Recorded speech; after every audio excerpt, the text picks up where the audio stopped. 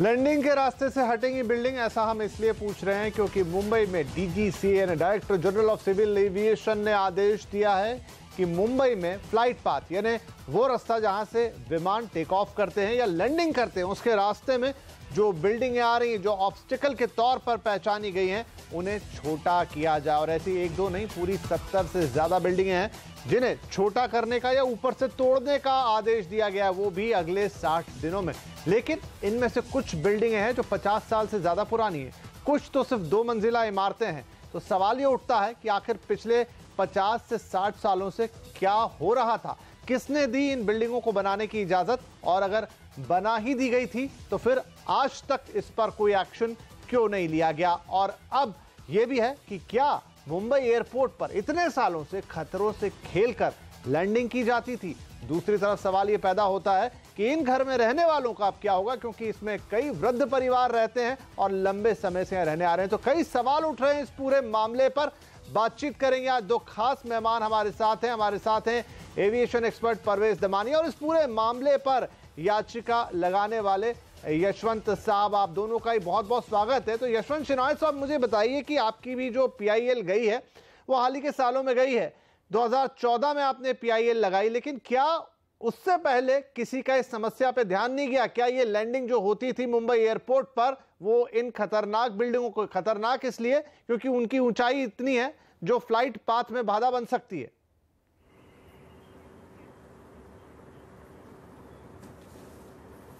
Sir जी, ये English में एक कहावत है, इग्नोरेंस इज ब्लिस। यही था हमारा सिचुएशन एविएशन सेफ्टी के ऊपर। जब 2010 में मैंगलोर एयर क्रैश हुआ, तब जब मेरे पास जैसे डॉक्यूमेंट्स आए थे और जब मैंने वो देखा तो इट वाज शॉकिंग कि ये एविएशन सेफ्टी जो सिस्टम था इंडिया में वो कम्प्लीटली कॉम्प्रोमाइज हुई थी, करप्शन के वजह से, कोल्यूशन के वजह से। और उस दिन से मैंने शुरू की थी कि ऐसा एविएशन सेफ्टी के बारे में सीखना, पढ़ना, और जो मुझे मालूम हुआ वो बहुत ही शॉकिंग है। और ये बॉम्बे एयरपोर्ट का जो सिचुएशन है वो क्लियरली बता रहा है कि जब डीजीसीए को, जब एयरपोर्ट अथॉरिटी को, जब मुंबई इंटरनेशनल एयरपोर्ट को, जब सबको इसके बारे में मालूम था, किसी ने कोई एक्शन नहीं लिया। जब तक एक शेनॉय बॉम्बे हाई कोर्ट में जाके, जब हाई कोर्ट में सुनाई हुई, जो डॉक्यूमेंट्स देख के जब जज ने ऑर्डर किया, तभी सब लोगों ने काम शुरू किया। अगर ये पिटीशन में नहीं देता तो ये अनसेफ कंडीशन कंटिन्यू होता, और जब एक प्लेन क्रैश हो जाता है तभी हम सीखते हैं कि क्या हुआ, उसका जांच करेंगे, कौन है इसका रिस्पॉन्सिबल आदमी।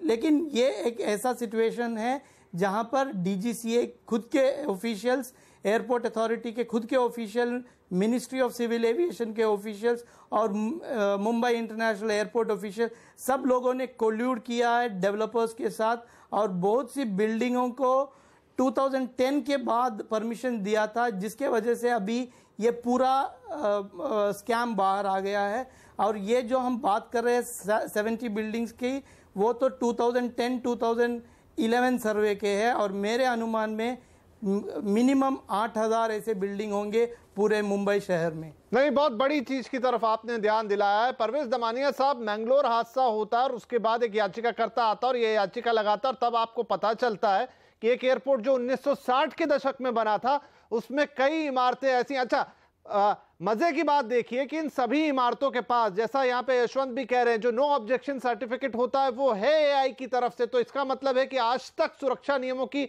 अनदेखी की जा रही थी मुंबई में, या दूसरे एयरपोर्ट्स की भी अभी बात करेंगे हम? नहीं, ये बहुत इंपॉर्टेंट पॉइंट है। First of all sorry I could not be in your studio because of the rains in Bombay, लेकिन ये जो पॉइंट है बहुत वैलिड पॉइंट है। ये बहुत हाई रिस्क इश्यू है और इन्होंने ये अगर मुद्दा उठाया है और अगर बॉम्बे हाईकोर्ट ने ऑर्डर दिया है तो ये बहुत अप्रोप्रिएट है। लेकिन अभी ये भी देखना है कि जो लोग इतने साल से रह रहे और अभी उनको कहाँ एकोमोडेट करेगा, और ये बहुत सेंसिटिव इश्यू है, बहुत डेलिकेटली हैंडल करना पड़ेगा। लेकिन कोई भी हिसाब से सेफ्टी कॉम्प्रोमाइज नहीं हो सकती है, क्योंकि आज छोटी सी छोटी के बारे इश्यू पे गवर्नमेंट प्लेन को ग्राउंड कर सकती है, पायलट को सस्पेंड कर सकती है। अगर ये तो बहुत बड़ा इश्यू है कि भाई एक एयरक्राफ्ट के पास के रनवे में जो बिल्डिंग है और कुछ हाइट जो रिस्ट्रिक्शन है उसके ऊपर बन गई है, तो उस पर तो एक्शन लेना ही पड़ेगा। लेकिन अभी ये बहुत सेंसिटिव इश्यू है, कैसे होगा, कैसे मैनेज करेंगे, कैसे बिल्डिंग को तोड़ेंगे, ये छोटी बात नहीं है, लेकिन अभी करना पड़ेगा, मेरे को ऐसा लगता है। हाँ परवेज साहब, देखिए क्योंकि मुंबई का ही आप भी अवगत होंगे, कैंपा कोला सोसाइटी वाला इशू है। देखिए वहां पर बात समझ में आती है क्योंकि वो कोई ऐसी चीज नहीं है जिससे किसी की जान खतरे में है। कि आपके पास थोड़ा सा सोशल इशू आ जाता है वहां पर कि वहां पे रहने वाले कहां जाएंगे, लोगों ने प्रदर्शन किया और आज तक उसका कुछ हुआ नहीं है, मामला कोर्ट में भी गया था। लेकिन ये बात सिर्फ इतनी सी नहीं है, ये बात आप सही कह रहे हैं कि वहां पे रहने वालों का क्या होगा। बहुत सारे परिवार हैं जिसमें बुजुर्ग ही दंपत्ति उसके अंदर रहते हैं, बहुत पुराने वक्त से रह रहे हैं और अचानक आप उन्हें कहेंगे 1000 से ज्यादा लोग प्रभावित होंगे। लेकिन यहां मामला और सेंसिटिव है, यहां पर हजारों लोगों की जो जान है वो रोज दांव पर लगती है। आई अग्री विथ यू, लेकिन अभी कितने लेवल तक कितना वायलेशन है वो भी देखना पड़ेगा, क्योंकि अगर लिमिट के बाहर वायलेशन है तो of course immediate action has to be taken. पर अगर बाकी, मुझे नहीं लगता कि कोई बिल्डिंग में, बिकॉज मुझे मालूम है हर एक बिल्डिंग जब पास होती है तो उसको एयरपोर्ट अथॉरिटी से परमिशन लेना पड़ता है इफ इट्स इन दैट कोन। तो सबने परमिशन लिए, मुझे नहीं लगता कि कोई इतना ग्रॉस वायलेशन हुआ रहेगा। अभी कितना वायलेशन है, कितना कंडोन करना चाहिए, ये तो अभी बैठ के गवर्नमेंट को और कोर्ट को डिसाइड करना पड़ेगा। लेकिन मुझे नहीं लगता कि 8000 बिल्डिंग को तोड़ देना पॉसिबल है। नहीं, फिलहाल 8000 ये एक फिगर बता रहे हैं यशवंत, लेकिन वो अभी जिनके लिए आदेश निकला है कुछ 70 एक बिल्डिंग होगा। यशवंत साहब, जो मौजूदा आदेश है जितना हम समझ रहे हैं वो 70 करीबन ऑड बिल्डिंग्स के लिए, जिसमें नई पुरानी सभी तरह की बिल्डिंग्स शामिल हैं। लेकिन क्या पैमाना है, किस हिसाब से डीजीसीए डिसाइड कर रहा है? और एक बात और है कि देखिए बिल्डिंग को आप ऊपर से तोड़ेंगे तो एक तरीके से पूरी बिल्डिंग खराब करने जैसे ही, हालांकि अगर सेफ्टी नियम अलाउ नहीं करते हैं तो वो तो आपको तोड़नी ही पड़ेगी। लेकिन फिर भी ये काम किस तरह से अंजाम दिया जाएगा और क्या यहां पर रहने वालों के लिए कुछ सोचा जा सकता है?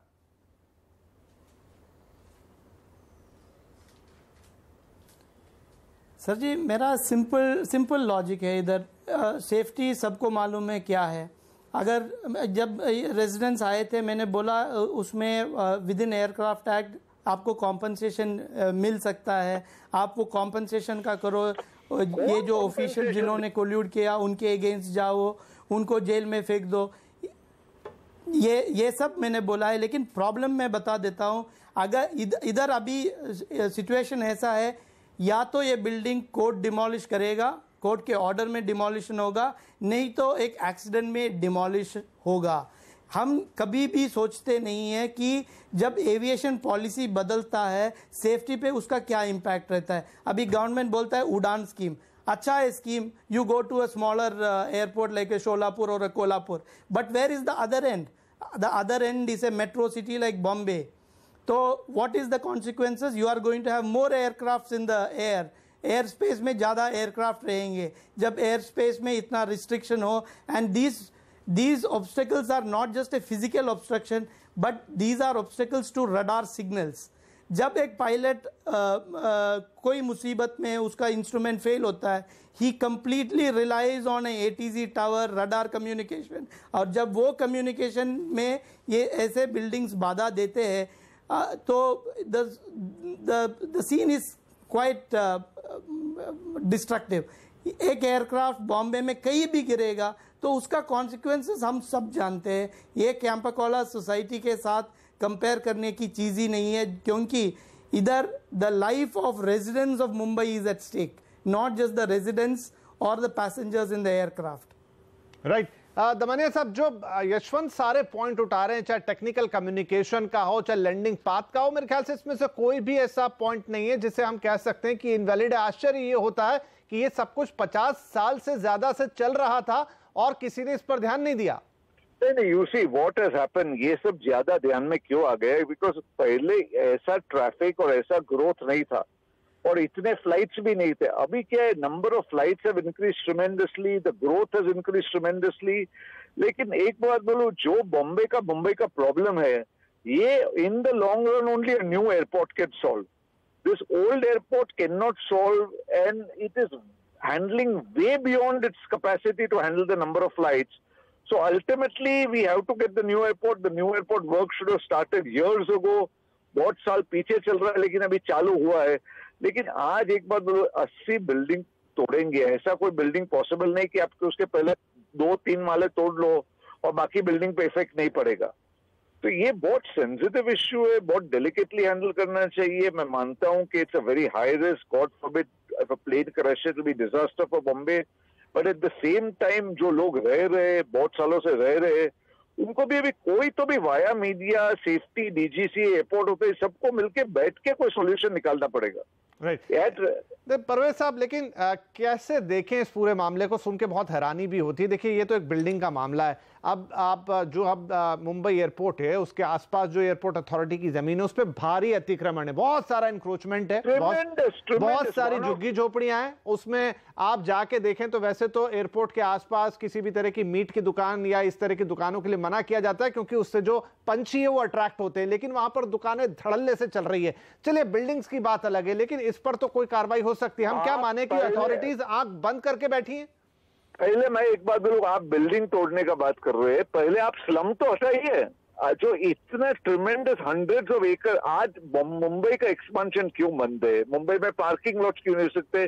क्योंकि tremendous amount of land is under the slums.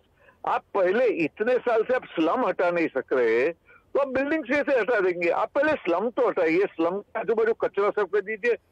The bird hit problem is because of the slums. Risk कितना है स्लम बाजू में रहेगा? तो आप एटलीस्ट इफ यू कैन, और जो गवर्नमेंट के पास कैपेसिटी है, तो आप स्लम्स क्लियर कराइए ना पहले। स्लम्स तो क्लियर होते नहीं क्योंकि they are huge vote banks. अब ये बिल्डिंग लोगों का क्या होगा? I mean these are very serious issues, you know, human, it involves human beings, you know. Decision can not just be taken to demolish 80 buildings. तो मैं क्या बोल रहा हूँ, overall government has to take a policy on Mumbai airport. If the buildings are a risk, I think slums are an equal amount of risk and hazard. Right. Yashwant कुछ कहना चाह रहे हैं जी? यशवंत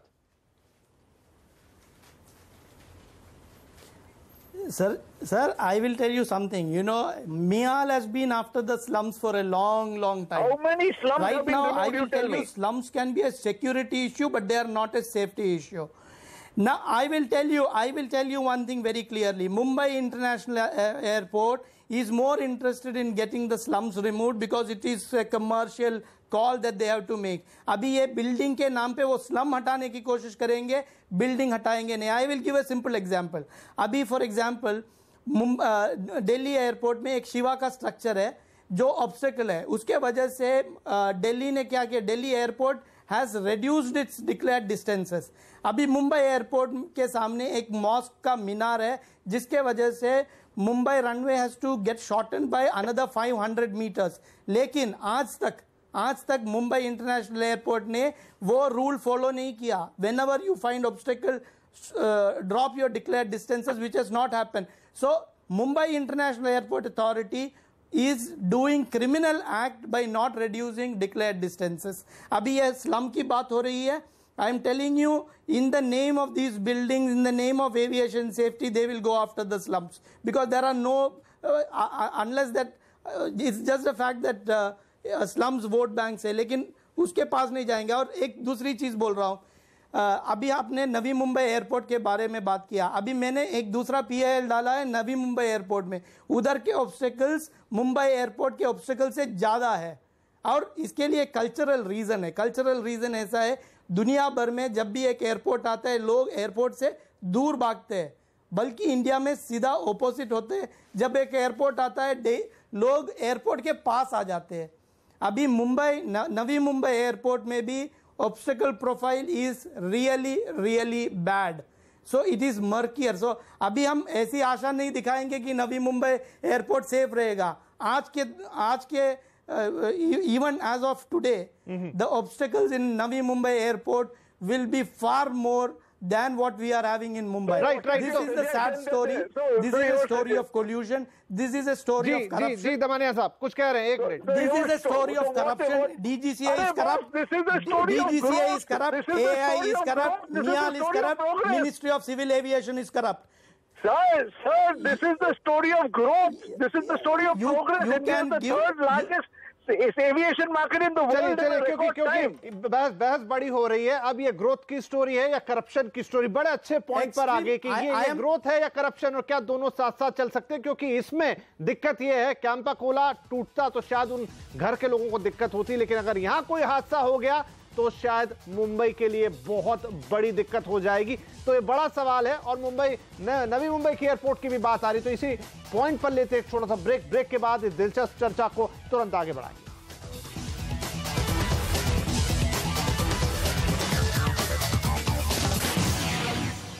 तो लैंडिंग के रास्ते से क्या हटेगी बिल्डिंग? बात तो हो रही है यहां पर मुंबई एयरपोर्ट की, जहां पर कई बिल्डिंगें पाई गई हैं कि फ्लाइट पाथ में आती हैं और बहुत खतरनाक है। लेकिन ये सब कुछ हो रहा है एयरपोर्ट बनने के तकरीबन 1.25 दशक बाद, माफ कीजिए 50 साल बाद। तो यहां पर बात बड़ी ही दिलचस्प मोड़ पे पहुंची थी। परवेज दमानिया साहब हमारे साथ है, यशवंत साहब हमारे साथ है।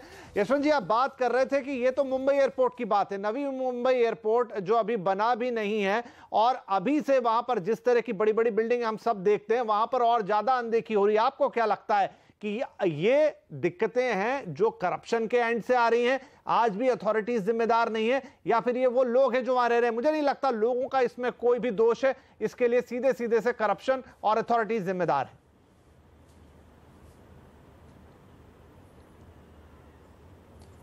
एब्सोल्युटली करप्शन जिम्मेदार है, लेकिन लोग इररेस्पॉन्सिबल है। अगर आप 5 करोड़ दे के एक बिल्डिंग खरीद रहे हो तो आपको मालूम करने का है कि वो building legal, okay all documents legal है, लेकिन एयरपोर्ट अथॉरिटी का जो एनओसी मिलता है उसका कंडीशन तो देखा करो। उसमें लिखा है कि this building above so and so height will be demolished at any time. ये एक कंडीशन है और उसके बावजूद जब लोग खरीदते हैं 4 करोड़ 5 करोड़ 10 करोड़ देके, तो it is irresponsible behaviour from those people. लेकिन यशवंत, उसमें तो बहुत सारे जो एनओसी पाए गए हैं वो एनओसी तो सही है, लेकिन ये माना जा रहा है कि फर्जी तरीके से हासिल किए गए हैं, मिली भगत से हासिल किए गए हैं। सर्टिफिकेट सही है लेकिन देने वालों ने गलत काम किया। सबसे अच्छा एग्जाम्पल मैं देता हूं। एक बिल्डिंग है जो अप्रोच से सिर्फ 600 मीटर की दूरी में है, यानी एक एयरक्राफ्ट जब टेक ऑफ करेगा 6 सेकेंड्स में वो बिल्डिंग तक पहुंचेगी। 6 सेकेंड में। और वो बिल्डिंग के लिए एक लेडी ऑफिसर थी मंगला नरसिम्हन करके, जो इंचार्ज थी एनओसी एटीएम एनओसी के, और उसने सख्त रिफ्यूज किया था कि वो बिल्डिंग को एनओसी देने से। और जब ये ऑफिसर ने रिफ्यूज किया, उसके जूनियर के साथ जूनियर ने वो एनओसी साइन करवाया और ये लेडी को रातों रात ट्रांसफर किया एविएशन सेफ्टी डिपार्टमेंट में, रातों रात। और उसके बाद अभी वो लेडी ने क्या किया, अक्टूबर में एक सेफ्टी रिपोर्ट उन्होंने गवर्नमेंट को सबमिट किया। अक्टूबर में सबमिट किया, उसको इमीडिएटली बॉम्बे से कोलकाता ट्रांसफर किया गया। When an honest officer is transferred and thrown out like a ball, please tell me what is the moral of other honest officers? बिल्कुल सही कह रहे हैं आप परवेज साहब। It is like this. Government is saying either my way or highway. Simple as that. बिल्डिंगों को छोटा करने का काम तो हो जाएगा, लेकिन उससे पहले जो इस तरह का करप्शन है और उसके पीछे जो लोग जिम्मेदार है, क्या उन पर कार्रवाई नहीं होनी चाहिए? नहीं, 100%. If there is a corrupt body and there is a corrupt person and he has violated safety regulation, 100% action should be taken. मेरा खाली बोलने का ये मतलब है कि जो बिल्डिंग 20 साल 30 साल पुरानी है, जो बहुत सालों से है और अभी सिचुएशन बदल गया है, अभी एयर ट्रैफिक बढ़ गई है, तो human emotions and human values should be taken into consideration before passing a random order to demolish 70-80 building and 8,000 buildings in near future. और मुझे लग रहा है कि अगर मुंबई एयरपोर्ट का नया एयरपोर्ट बन रहा है, जो लोग बना रहे हैं, जो इतने 20-30 हजार करोड़ का इन्वेस्टमेंट कर रहे हैं, वो थोड़ी करप्शन के बेस पर पूरा इन्वेस्टमेंट करेंगे। This is all random. I think the new Bombay airport will be very well planned and will be an excellent airport. So मुझे नहीं लगता है कि अभी से उस पर PIL करके उसको स्टॉप करना चाहिए। आज मैं बोल रहा हूँ जो ग्रोथ अपना एविएशन का कम है, बहुत ज्यादा है, फिर भी मुझे लगता है जब मुंबई का नया एयरपोर्ट आ जाएगा, पुणे का नया एयरपोर्ट आ जाएगा, गोवा का नया एयरपोर्ट आ जाएगा, तो growth will be huge. And I think the aviation industry has contributed tremendously towards the नहीं, growth बिल्कुल of the nation. ग्रोथ पर कोई यहाँ पर सवाल नहीं है, ना ग्रोथ को लेकर कोई प्रश्न है, ना कोई दिक्कत है, लेकिन ग्रोथ के साथ PIL पे PIL करते जाएंगे तो ग्रोथ कैसे होगा? ग्रोथ के साथ लेकिन सेफ्टी का भी ख्याल रखना होगा, हमें लेना होगा एक और छोटा सा ब्रेक। लेकिन ये बैलेंस कैसे बैठेगा, ग्रोथ और सेफ्टी के साथ एक साथ कैसे आगे बढ़ेंगे, क्योंकि आखिरकार सवाल है आपकी अपनी जान का। ब्रेक के बाद चर्चा जारी रहेगी।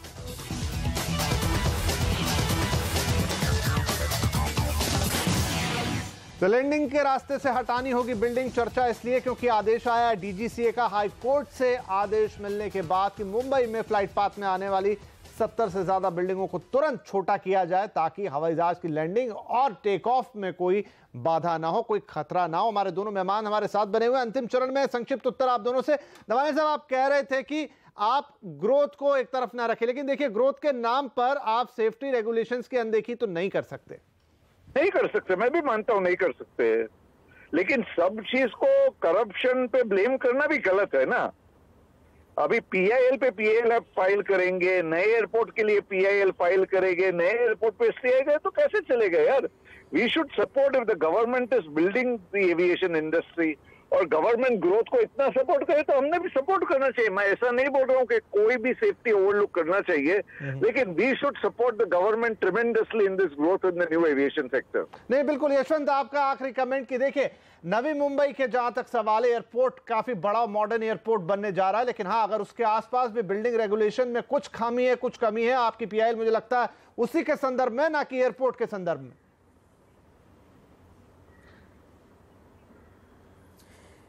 अभी एक चीज़ मैं वेरी क्लियरली बोलता हूँ, जो भी PIL मैं फाइल करता हूँ, मैं कभी पूछता नहीं हूँ कि एयरपोर्ट शट डाउन किया जाए या एयरपोर्ट को आने ना दे। मैं ऑलवेज पूछता हूँ कि ये ऑब्स्टेकल को हटाया जाए और एयरपोर्ट बनने दो, क्योंकि मुझे मालूम है ग्रोथ स्टोरी चाहिए, ग्रोथ स्टोरी ले लो। लेकिन at the end of the day it is a big story of corruption and PIL में I am not really bothered उसका फाइनल ऑर्डर मेरे फेवर में आएगा या नहीं आएगा, because I have taken a clear stand. I have brought the truth on record, on document. Court में जो एफिडेविट फाइल होता है, it has a worldwide value. And I will tell you, the day there is an accident, let me tell you, the liability and accountability of the government of India will be 50 times more than when this PIL is not there. Because this PIL just ask the government to take care of safety actions. बिल्कुल, अगर कोई खतरनाक बात है तो उसकी तरफ इशारा होना चाहिए, भले ही अब there is an accident, it will be accountable.